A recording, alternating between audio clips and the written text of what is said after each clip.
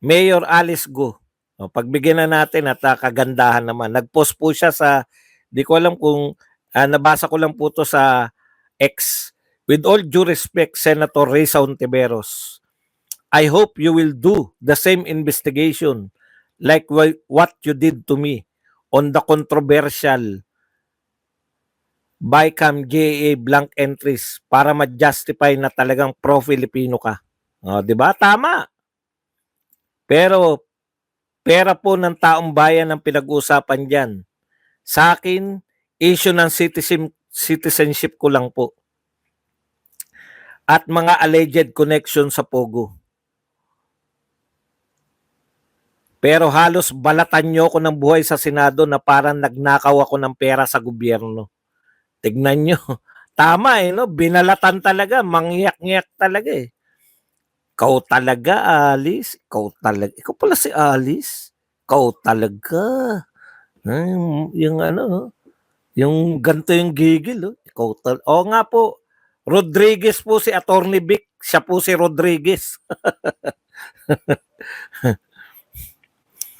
yung gigil na gigil ka, sinabihan ni Abalos, ikaw pala si Alice, ikaw talaga. Alam na kung bakit eh. Ulitin ko lang, sa akin issue lang ng citizenship at mga alleged connection sa Pogo. Pero halos balatan nyo ko ng buhay sa Senado na parang nagnakaw ako ng pera sa gobyerno. Wala palang ninakaw si Alice Go. Ikaw talaga, Alice. Ngayon nyo po ipakita ang tapang nyo. Ha? Patunayan yung kayo, hindi kayo kasabwat ng gobyerno ni BBM sa maanumalyang pagnanakaw sa kaban ng bayan. Karapatan ng bawat Pilipino na malaman ang katotohanan dahil pera at buwis ng taong bayan ang ninanakaw nila. Manindigan po kayo sa kasinungalingan, di po ba? Sa inyo nang galing? Galit kayo sa sinungaling? Sagot. Risa Ontiveros, hinahamon ka. Ha? Tama nga naman. May punto naman. May katukwiran po to si dating Mayor Alice Go. Ang issue niya citizenship lang. Pero halos balatan ninyo. No? Pero ngayon, dehin bokiki kayo. Issue po to. Budget. Wag po ninyong sabihin, marami kasi pinalalabnaw nila issue. Pinalalabnaw nila, nasasabihin lang po na ang sinasabi lang po nila, may perma o walang perma. Badong, kayo naman, napakaliit na issue niyan. Hindi po maliit na issue yan. We are talking about hundreds of billions of pesos. Kung sa inyo, maliit po yung issue ng hundreds billion pesos. Hundreds billions. Tagalogin mo na lang, Badong. Daang-daang bilyong piso po ang involved. Maliit sa inyo. Bakit gigil na gigil kayo kay BP Sara na 100 million lang? Di ba? Ito, daan-daang bilyon.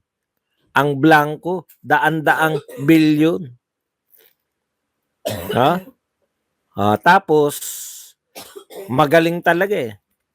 Ang Senado, ang pag-uusapan nila sa Senado, ang gusto nila magalit tayo, magwala tayo dito sa mga kung papaano ang wastong pagtuturo ng pag-kokoljaks, no? Pag-Jim Paredes. Yan po ang mainit po na usapin sa Senado. Paano, kailan dapat ituro ang wastong pag-kokoljaks? Pag-Jim Paredes. Hindi, no? Hindi po, may nagtanong kanina, bakit ang tabaraw ng isang pisngi ko? Pasensya na kayo.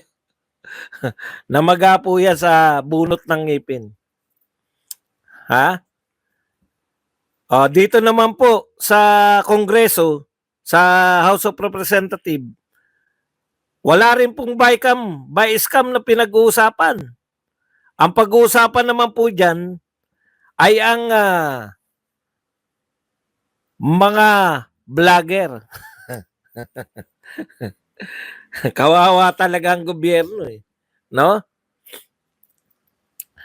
Kawawa talaga ang gobyerno sa ating mga senador at congressman. Imbis na kayo ay nakakatulong para maglutas ng problema, nakakadagdag po kayo ng problema ng Pilipinas. Di po ba? Nananahimik yung mga mamamayang Pilipino, yung mga kalalakihan. Natututo po kami sa sarili po namin eh. No? May sarili po kaming paraan para hindi po kinakailangan ituro sa eskwelahan kung paano ka mag-call jacks. Ha? Hindi po yan tinuturo.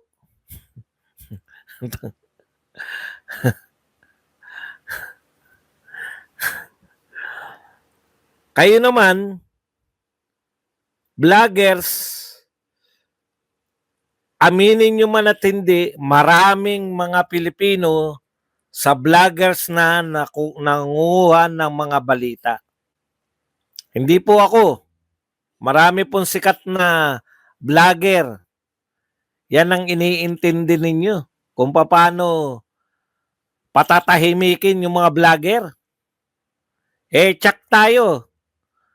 Magbilang po kayo ng makukontempt ng vlogger. Unahan na natin sila. Kukontempt nyo rin naman yung mga vlogger eh. Okay. Yan po ang pinagkakabalan ng Senado at Kongreso. Hindi po, may mga naimbitahan na si Mark Lopez. Okay yan, sikat kayo. Mga sikat sila di imbitahan. Manunood na lang kami. Kailan ba yan? Punta po tayo rito. Raffy Tulfo San apprehended. Nahuli po si Raffy Tulfo. Dito po at ngiting-ngiti pa po. Naku, magandang lalaki si Tulfo ngayon. Mukhang merong kakaiba sa itsura ni Raffy Tulfo. Mukha siyang bumata, Korean novela. Ang datingan ngayon ni Raffy Tulfo, ang tindi. Pwede nang si Attorney Trixie din daw, naka-schedule na rin sa TRICOM. Kaya abangan po natin yan. Diyan na rin kami mag-ano. Ang tindi na itsura ni Raffy Tulfo. Okay. Pakinggan po natin. Wag na tayo kasi nakakabwisit at paliwanag. Alam niyo po, malaking usapin lagi, no? Nagtataka ko, pagdating kay Raffy Tulfo, dalawa lang yan eh. Nasanay na ba tayo? No? Nasanay na ba tayo na pag malalaking tao, hayaan na lang natin? Eto po. Ano po sabi ni Raffy Tulfo hinggil dyan? Medyo gusto ko lang po iparinig buhat po sa bibig ng tao na to. Wala ko nakikita problema. Pag hindi siya ng abuso, hindi nagmura, wala ko nakikita problema. At naka-8 bang plaka niya, hindi.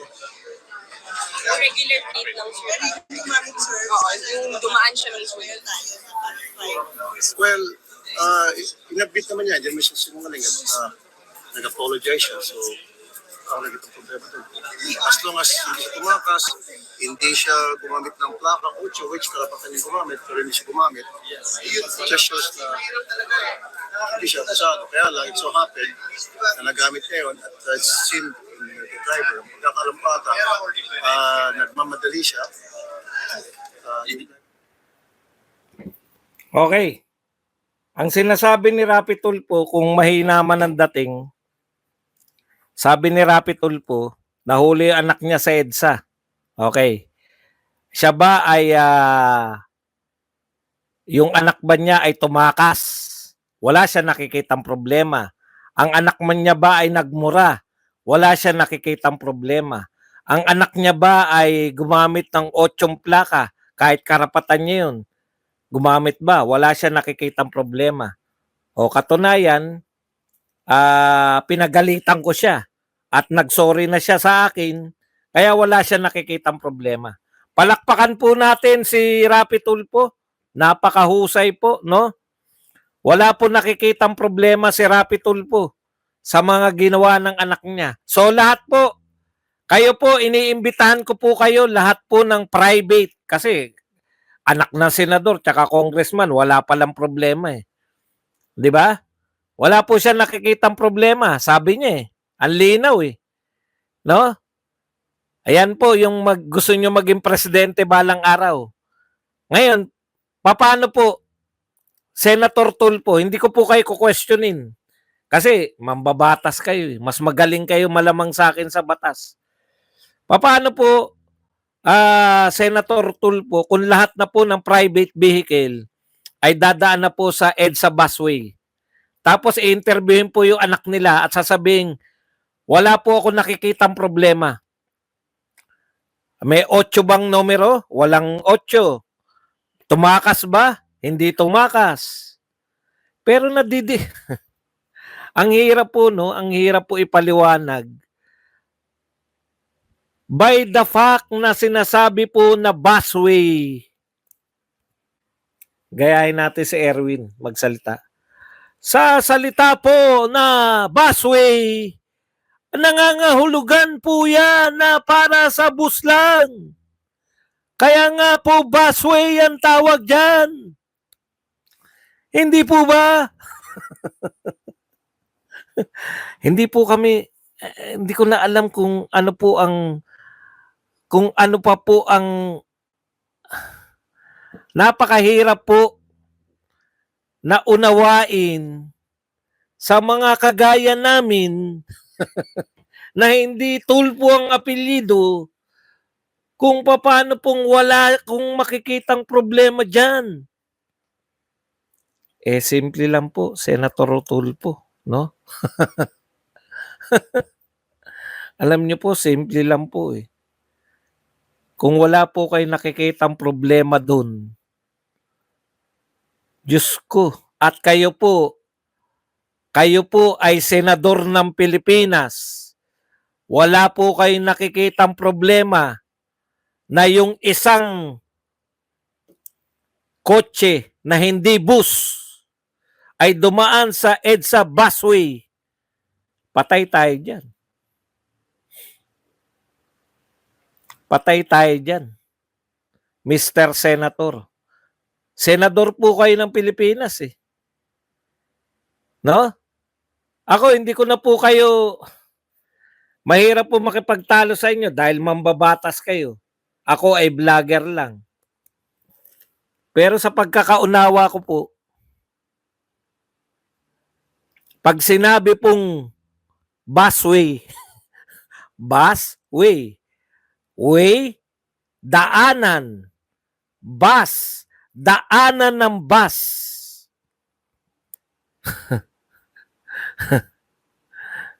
Kung wala po tayong nakikita na mali dyan, patay tayo dyan.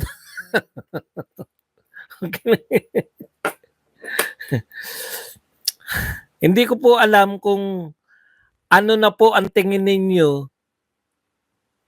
Nagsorry. Wala na siyang problema. Nagsorry naman pala.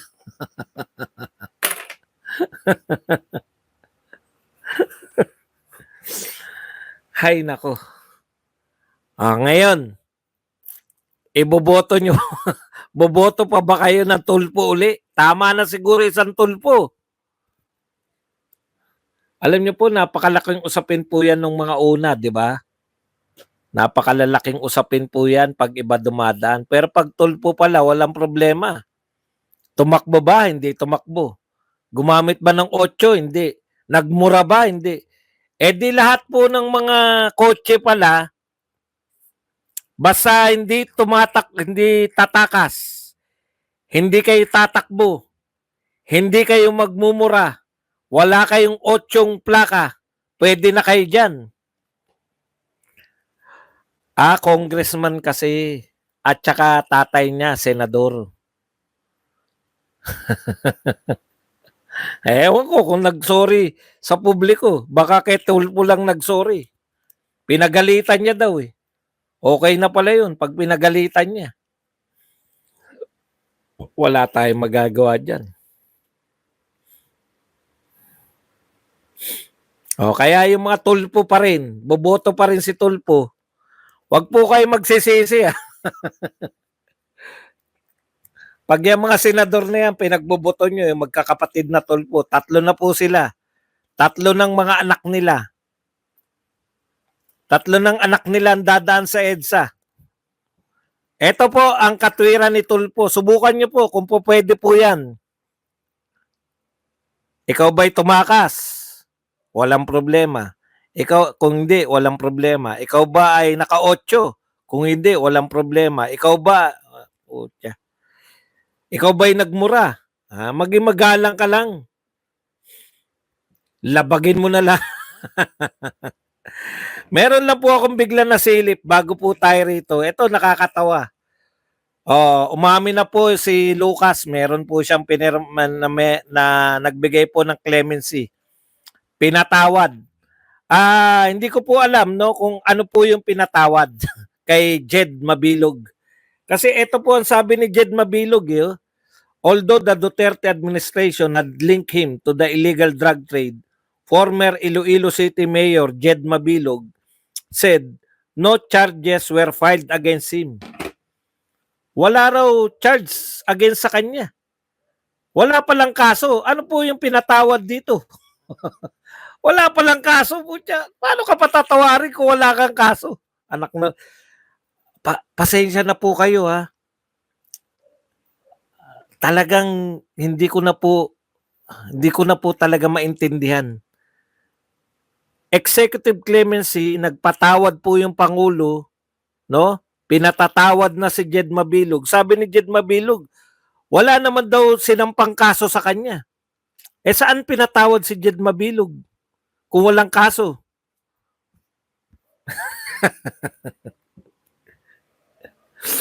Ano na nangyayari talaga sa Pilipinas? Diyos ko. Absuelto na, wala pang kaso.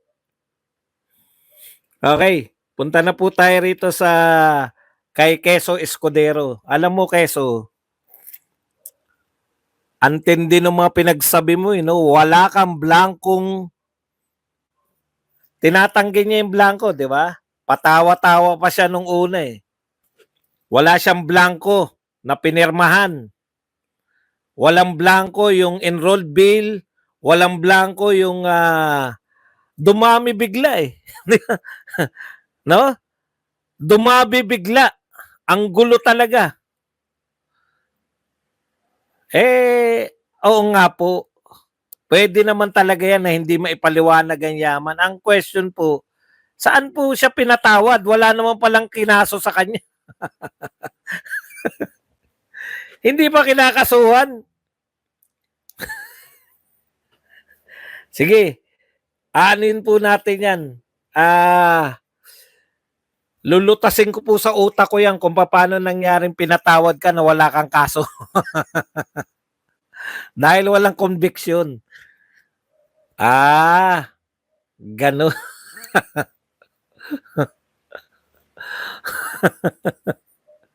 Okay. Pero hindi na po natin papatulan. Balik tayo dito sa buy scam. Chis Escudero, tandang-tanda namin, sinasabi mo, walang anomalya.